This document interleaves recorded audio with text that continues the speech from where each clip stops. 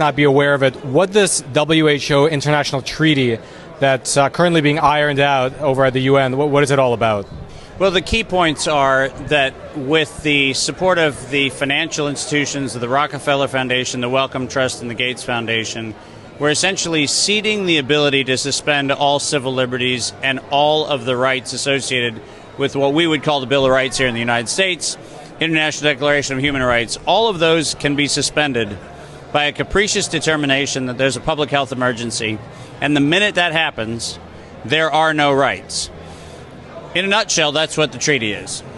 And like the PrEP Act was after the anthrax outbreak of 2001, which the U.S. perpetrated on the U.S. so that we could get to the PrEP Act of 2005, the exact same playbook is how we got COVID to get us to this moment, which is to say, terrorize the world, convince them that we need some giant protector state that actually has some sort of supranational ability, and then suspend civil liberties as long as they need to be suspended.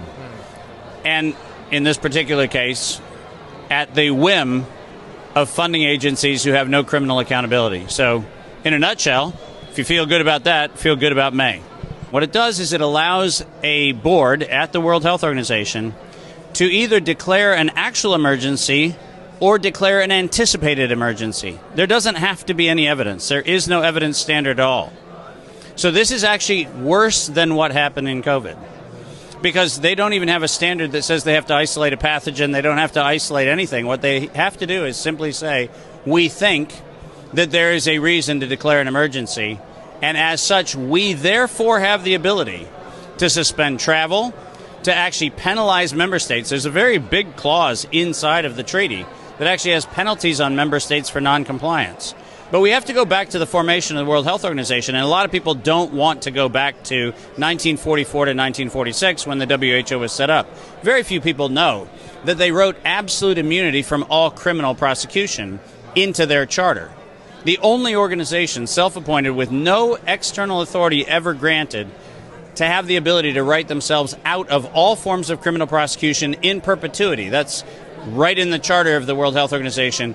And that right, which was actually negotiated by the Wellcome Trust and the Rockefeller Foundation, they are the ones that paid for it. They're the ones that put Renee Sand up as the first director. They're the ones that actually put all of these pieces in place.